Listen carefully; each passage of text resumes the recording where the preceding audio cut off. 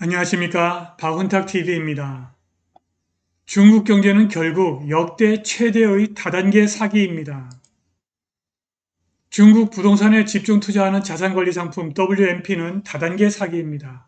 이 WMP가 중국의 부동산 부문에 집중 투자해서 부동산 거품을 키웠습니다. 게다가 지금 중국에서 초인플레이션이 발생했습니다. 중국의 부동산 거품과 인플레이션이 미국으로 전염되고 있습니다. 글로벌 시스템이 붕괴하고 있습니다. 주식 투자하시는 분들은 가능한 현금화에 주력하시기 바랍니다. 방송 시작하겠습니다. 구독 버튼, 알람벨 버튼, 좋아요 버튼 부탁드립니다. 시진핑과 중국 공산당이 가장 두려워하는 전국적인 소요 사태가 발생할 수밖에 없습니다. 무려 250만 가구가 헝다그룹이 완공하지 못한 주택에 지불한 보증금을 떼이게 되었습니다. 그런데 이 250만 가구가 지불한 보증금도 어디선가 빌린 돈입니다.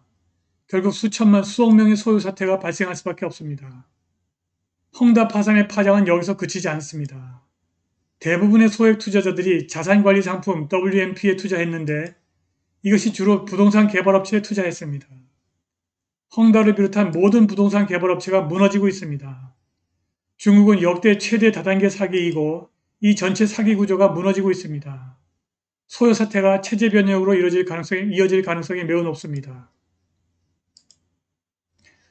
중국의 자산관리 상품 Wealth Management Product WMP는 세계 역사상 가장 거대한 다단계 사기입니다. 여기에 투자한 소매 투자자들은 WMP가 은행 예금과 같고 은행의 지불 보증을 받는다고 믿었습니다. 그런데 WMP는 원금 보장이 되지 않으며 관리자가 멋대로 아무데나 투자할 수 있는 무담보 투자 상품입니다.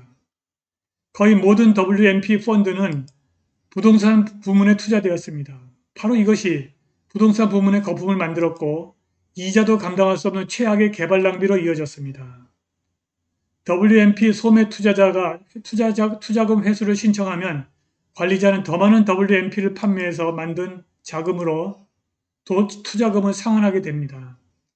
이것은 전형적인 다단계 사기, 폰지 스킴입니다. WMP에 투자된 총 금액은 수백 개의 주요 부동산 개발 업체가 진행하는 수천 개의 개발 프로젝트에 자금을 지원했고 전체 금액은 수조 달러에 달합니다. 이게 다 떼이게 생긴 것입니다. 중국 투자자들은 지금도 WMP에 올인하고 있습니다. 지금 이 다단계 사기의 전체 구조물이 붕괴하고 있습니다. 중국 최대 부동산 개발업체 헝다의 파산은 그 자체로 수십억 달러의 실패이고 그로 인한 손실은 WMP, 기업부채, 미지급 계약자 청구서, 주식시장 및 미완성 주택 프로젝트에 일파만파 피해를 줄 것입니다. 헝다그룹 파산 이후 모든 부동산 개발업체의 채권 가격이 폭락하고 있습니다. 중국 부동산 부문 전체가 붕괴하고 있습니다. 헝다그룹 파산 이후 모든 중국의 부동산 개발업체의 채권이 이렇게 하락하고 폭락하고 있습니다. 수천만에 이르는 중국 중산층이 투자한 자산관리 상품의 원금을 떼이게 되었고 헝다를 비롯한 부동산 개발업체가 건설을 포기한 주택에 지불한 보증금은 돌려받지 못하게 되었습니다. 전국에서 수억 명의 소요 사태가 불가피하게 되었습니다. 설상가상으로 중국에서 초인플레이션이 발생하고 있습니다. 이것은 전 재산을 날린 중산층에게 또 엄청난 세금을 물리는 결과를 낳게 될 것입니다. 그런데 미국의 최대 뮤추얼 펀드 블랙락이 중국의 부동산 부문에 투자한 것으로 알려졌습니다. 중국 부동산 붕괴가 미국으로 전염될 것입니다. 그리고 미국에서도 매우 심각한 인플레이션이 발생하고 있습니다. 9월 중국의 생산자 물가지수가 거의 26년 만에 가장 빠른 속도로 증가하여 글로벌 인플레이션 위험을 가중시켰고 중국 현지 기업들이 더 높은 생산 비용을 소비자에게 전가하기 시작하도록 압력을 가했습니다. 생산자 물가지수는 전년 대비 무려 10.7% 증가했고 1995년 11월 이후 그러니까 중국이 WTO에 가입해서 경제개발을 하기 전 1995년 11월 이후 가장 높다고 국가통계국 데이터가 지난주 목요일 보여주었습니다. 9월 생산자 물가지수 10.7%는 8월 생산자 물가지수 9.5%보다 훨씬 높고 9월 예상치 10.5%보다도 높습니다. 높은 생산자 물가지수는 결국 높은 소비자 물가지수로 이어지게 될 것입니다. 자, 지금 현재 중국의 생산자 물가지수가 1995년 수준까지 치솟았습니다. 반면에 소비자 물가지수는 9월에 0.7% 상승해서 8월에 0.8%보다 낮았습니다. 블룸버그는 소비자 물가지수가 낮은 것은 돼지고기 가격이 전년 대비 떨어졌기 때문이라고 지적했습니다. 그러나 올해 말에 코로나 바이러스가 통제되면 가계 지출이 증가해서 소비자 물가지수가 오를 것이라고 합니다.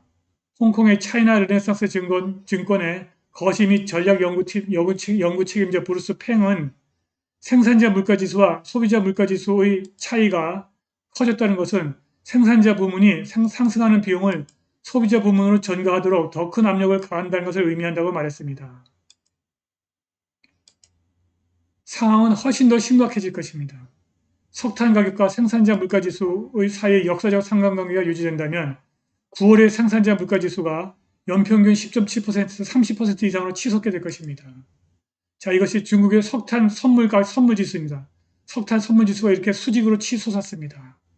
그래서 지금 연평균 10.7%에 머물러 있는 생산자 물가지수가 30% 이상으로 치솟을 것이라고 하는 것입니다. 말할 필요도 없이 중국 생산자 물가지수가 30% 이상에 도달하게 되면 소비자 물가지수도 재앙적으로 치솟을 것입니다. 생산 부문에서 이익 마진이 붕괴되고 이미 부족한 현금 흐름의 급락으로 인해서 더 많은 부도와 공급망 붕괴가 초래될 것입니다. 이것은 고스란히 소비자 물가지수 앙등한 초래해서 소요 사태의 부채질을 할 것입니다. 그런데 중국의 파산과 인플레이션이 미국으로 전염될 수 있습니다. 미국의 최대 뮤추얼 펀드 블랙락이 붕괴하고 있는 중국 부동산에 엄청난 투자를 했습니다. 미국에서도 중국 부동산 붕괴로 인한 피해자가 속출할 것입니다. 그리고 미국도 중국처럼 생산자 물가지수가 폭등하고 있습니다. 자, 미국의 생산자 물가지수입니다. 중국과 미국에서 발생한 경제 붕괴와 초인플레이션이 글로벌 경제로 전이용될 수 있습니다. 글로벌 붕괴가 다가오고 있다는 것입니다. 주식 투자하시는 분들은 가급적 현금화를 고려하시기 바랍니다. 오늘 방송은 여기까지입니다. 감사합니다.